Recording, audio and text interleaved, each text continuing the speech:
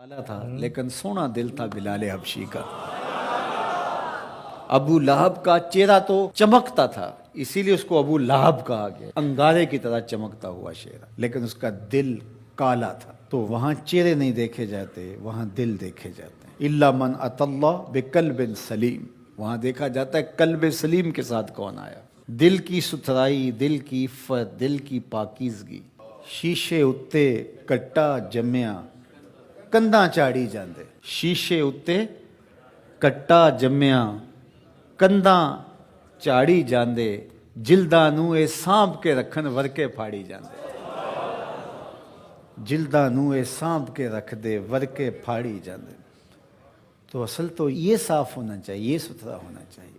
میرے اور آپ کے آقا و مولا حضور ختم المرتبت صلی اللہ علیہ وآلہ وسلم، ہمارے ماں باپ ان پہ قربان، کثرت کے ساتھ ایک دعا مانگتے تھے، یا مقلب القلوب ثبت قلبی علی دینک، اے دلوں کو پھیرنے والے میرے دل کو اپنے دین پہ ثابت رکھنا۔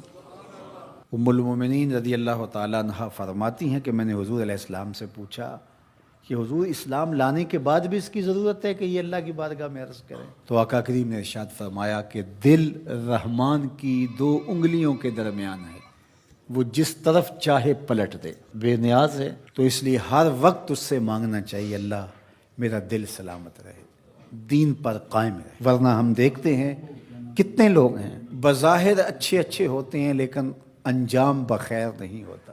انما الاعمال بالخواتیم، اعمال کا دار و مدار حسن خاتمہ پہ ہے۔ خاتمہ کیسا ہوتا ہے؟ حضرت سہل بن سعد الساعدی رضی اللہ تعالیٰ عنہ فرماتے ہیں کہ ایک غزوہ میں ایک مالدار شخص بڑی بے جگری سے لڑ رہا تھا، اس جرت سے لڑ رہا تھا کہ ہمارے دل میں آیا کہ کیا بات ہے۔ آقا کریم علیہ السلام نے دیکھا تو فرمایا جس نے اہل جہنم میں سے کسی کو دیکھنا ہوتے سے دیکھ لیا۔ بڑی حیرت ہوئی۔ ایک صحابی کہتے ہیں میں اس کے پیچھے ہو گیا کہ حضور علیہ السلام نے جو فرمایا ہے کوئی وجہ ہوگی تو میں دیکھوں ماجرا کیا ہے۔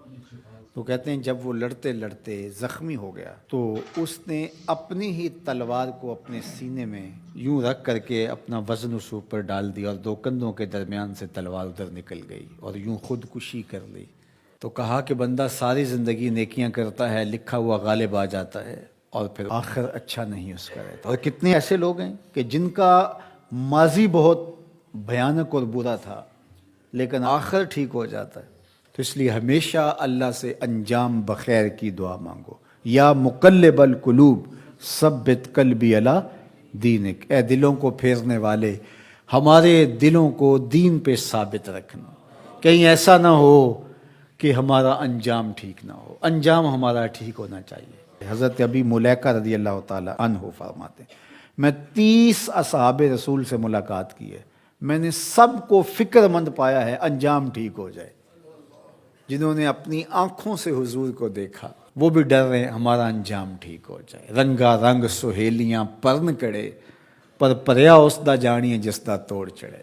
ہمیں ایک اور دعا ترغیب دی گئی قرآن مجید میں اہل ایمان کو، اور وہ کیا؟ ربنا لا تزغ قلوبنا بعد اذ ہدیتنا وہب لنا من لدنک رحمہ انک انت الوہاب، اے اللہ ہمارے دلوں کو سیدھا کر دینے کے بعد دوبارہ ٹیڑھا نہ کرنا۔ یہ دل سیدھے ہیں تو سیدھے ہی رہیں، یہ کبھی دوبارہ ٹیڑھے نہ ہوں۔ یہ نرم ہیں تو نرم ہی رہیں، کہیں پتھر نہ ہو جائیں۔ ایمان کے نور سے جگمگا رہے ہیں اللہ، یہ جگمگاتے ہی رہیں، کہیں دوبارہ ان میں ظلمتیں نہ آ جائیں۔ لا تزغ قلوبنا بعد اذ ہدیتنا، ہمارے دلوں کو سیدھا کر دینے کے بعد دوبارہ ٹیڑھا نہ کر دینا۔